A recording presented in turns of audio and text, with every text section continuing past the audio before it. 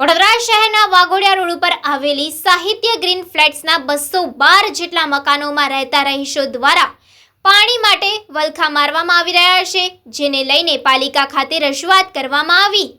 વડોદરા શહેરના વાઘોડિયા રોડ ઉપર આવેલી સાહિત્ય ગ્રીન ફ્લેટના 212 જેટલા મકાનોમાં રહેતા રહીશો પાણી માટે વલખા મારવા માટે મજબૂર બની ગયા છે।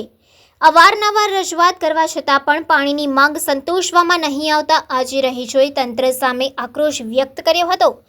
વડોદરા શહેરમાં ઉનાળાની શરૂઆત શરૂ થયેલો પાણીનો કાળો કકળાટ આજે પણ યથાવત જોવા મળી રહ્યો છે।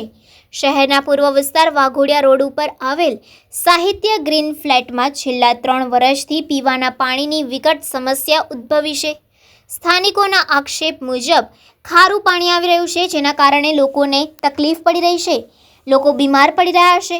અનેક વખત રજૂઆત કરવામાં આવી હોવા છતાં પણ આજ દિન સુધી સમસ્યાનું નિરાકરણ આવતું જ નથી, જેના કારણે લોકોમાં નારાજગી જોવા મળી રહી છે। સ્થાનિક રહીશોએ જણાવ્યું હતું કે વાઘોડિયા રોડ ઉપર સાહિત્ય ગ્રીન ફ્લેટ આવેલો છે, જેમાં 212 મકાનો આવેલા છે।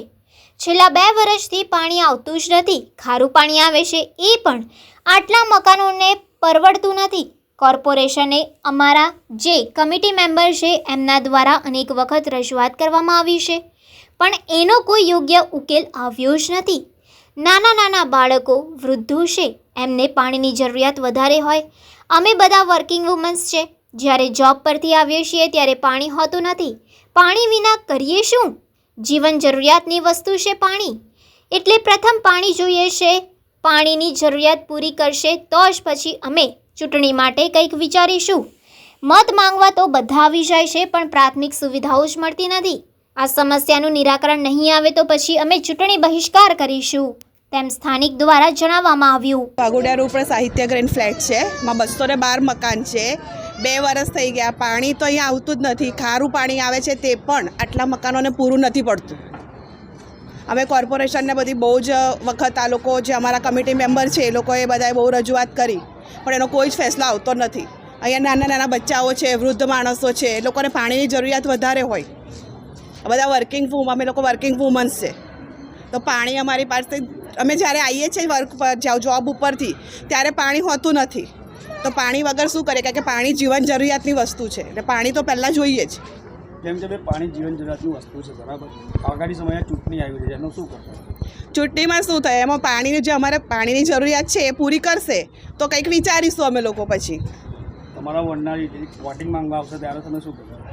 વોટિંગ માંગવા તો આવે જ છે બધા, પણ પહેલાં પાણી આપે તો આગળ વિચારીને તો પછી અમે બહિષ્કાર કરીશું। પાણી એક તો અહીંયા ખારું આવે છે, 5500 TDSનું પાણી બોરિંગનું પાણી છે, એ પાણી અત્યારે યુઝ કરીએ છીએ।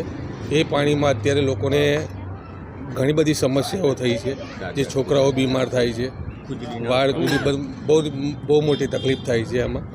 અને પાણી આવે છે સવારે પાલિકામાંથી 1.25 કલાક જેવું પાણી આવે છે, એ પાણી પહોંચી વળતા નથી। મિનિમમ અહીંયા 1,20,000 લીટર પાણી જો જરૂરિયાત છે પર ડે। તકલીફ વેઠી રહ્યા છો? લાસ્ટ 1.5-2 વર્ષ થઈ ગયા છે। તબ લગીન તમારું કોઈ સાંભળતું નથી?